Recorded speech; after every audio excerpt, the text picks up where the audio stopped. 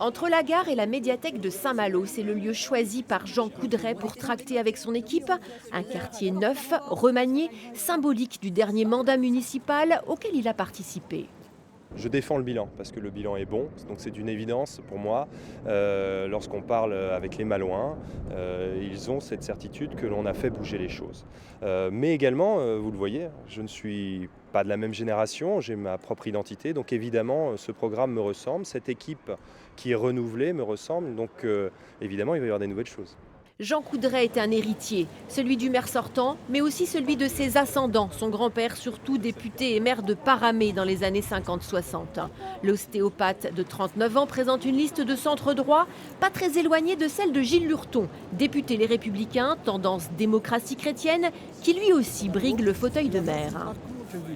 Il y a beaucoup de listes centre droit, le meilleur gagnera. Il va y avoir des enjeux pendant cette campagne qui sont très forts. Je pense que la proximité jouera beaucoup, la notoriété aussi, le fait d'être très présent auprès des habitants, pas seulement en campagne électorale, mais pendant toute l'année depuis de nombreuses années. Je pense que ces éléments devraient être importants et jouer dans le scrutin. En réunion publique, Anne Le Gagne, médecin hospitalière, présente son programme et ses colistiers. L'élu départemental a quitté la liste de Gilles Lurton pour partir seule, elle aussi au centre droit, mais refusant d'être adoubée par LREM. Je crois fondamentalement qu'au niveau local, c'est vraiment la personnalité qui va faire la différence. Je crois que tous les gens qui me connaissent savent que moi je suis centriste, humaniste.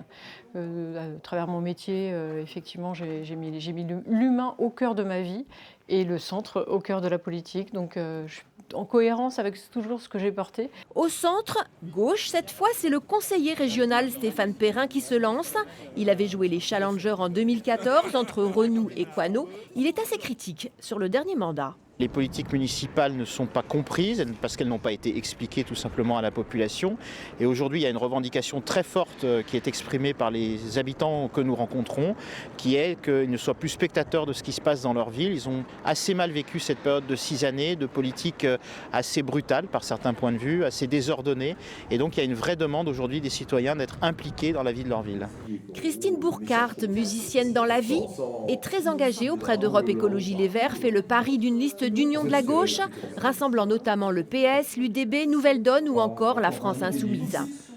On a assumé l'idée qu'on pouvait partir avec des étiquettes politiques, mais pas seulement. Donc c'est une plateforme où sur les 30 premiers, il y aura sans doute au moins 10 à 12 citoyens, quasiment la moitié, et donc l'autre moitié de gens issus de différents partis.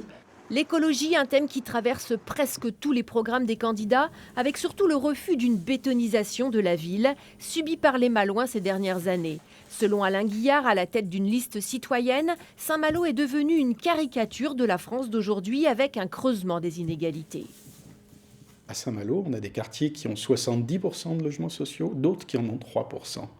Évidemment, la stratification se fait par rapport à l'éloignement de la mer. On va y mettre fin, tout simplement. On va y mettre fin.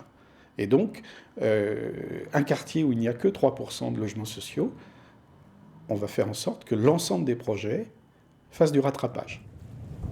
Pour Philippe Mial, candidat du Rassemblement national, l'important, c'est de faire revenir les jeunes Malouins dans la ville. Notre leitmotiv, c'est les Malouins d'abord. Nous pensons qu'il faut donner aux Malouins la possibilité de rester ici, de pouvoir avoir des écoles, de pouvoir avoir des services qui soient des services tout à fait à leur disposition, dans l'optique justement de pouvoir avoir des Malouins qui se sentent bien chez eux. Un parti qui compte bien profiter de l'éparpillement au centre pour récupérer quelques sièges. Ici comme ailleurs, le paysage politique est profondément bouleversé par les derniers mouvements sociaux, conjugués au macronisme. Même à Saint-Malo, bastion de la droite depuis plus de 30 ans, bien malin qui pourrait dire quel nom sortira des urnes en mars prochain.